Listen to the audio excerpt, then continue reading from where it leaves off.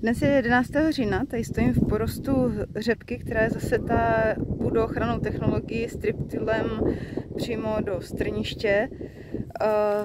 Pokud tady zkusím rýčem, mám v ruce rýč, tak tady v tom řádku, který je nakypřený, ten rýč jde relativně dobře do té půdy.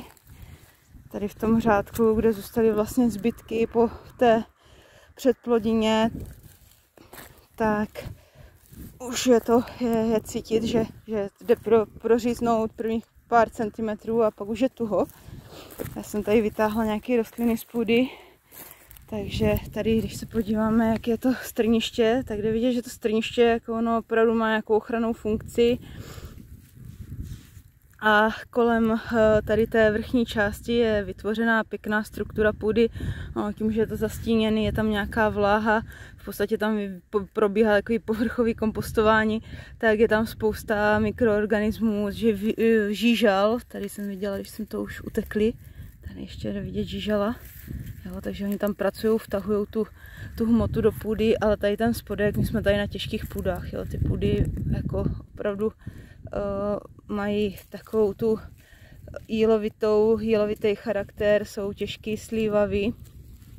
Takže pro tu řepku tady ta technologie pásového zpracování dává smysl, protože když se podíváme na tu řepku, tady v tom pásku, kde ona měla nakypřený, tak v podstatě tady ta utužená vrstva byla přerušená, ta řepka může normálně prokořeňovat pěkně do hloubky.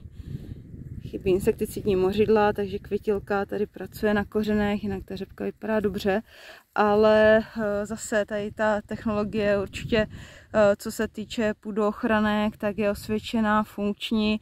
V těch širokořádkových plodinách, kam už se teda teďka zařadila i řepka, tak není problém. Jediný co, tak ta nakypřený pásy jsou zajímavý pro hraboše, tady to jde vidět v tom kopcovitým terénu, že ten hraboš tady využívá, potom jde v tom nakypřeném řádku a likviduje celý řádek té řepky.